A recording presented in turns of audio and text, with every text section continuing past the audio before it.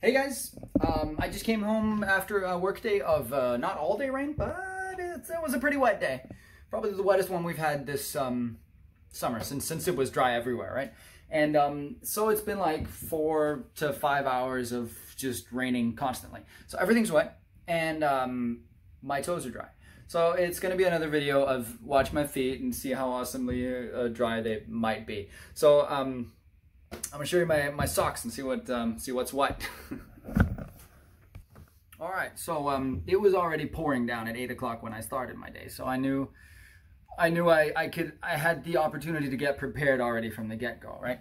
So underneath my normal sort of work shorts, I've been wearing these all day, which is standard issue company. You got the company colors and everything. These are everything, all the black layer here is waterproof, and I think I've shown you these before, which means they're sort of breathable behind, waterproof on the front. And what I do here is the overlap I've talked about before. Usually these go around your foot and then your shoe goes over that, but that means your shoe would come over your waterproof layer. Now that's not what you want. If you want to keep it waterproof completely, you want to stop the water from even entering your foot, your shoe. And that means an overlap, which I usually have talked about like a bunch of times. So all the water that hits this waterproof layer is going to roll down, it's going to hit this waterproof layer and roll off of your life. That's what you want. In theory, all of this is Gore-Tex membrane all the way up to there, and all of that should be breathable. This is not, that's just waterproof. So in theory, I should be able to breathe the dampness of my foot out and I should be good.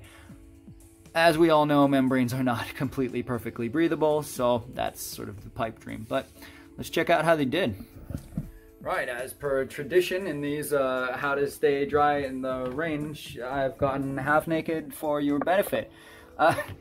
Here it is. All of this is wool. Always wear wool. Always wool, wool. Good. Always. Merino's great. This is not merino. It's just freaking awesome. This is dry all the way up.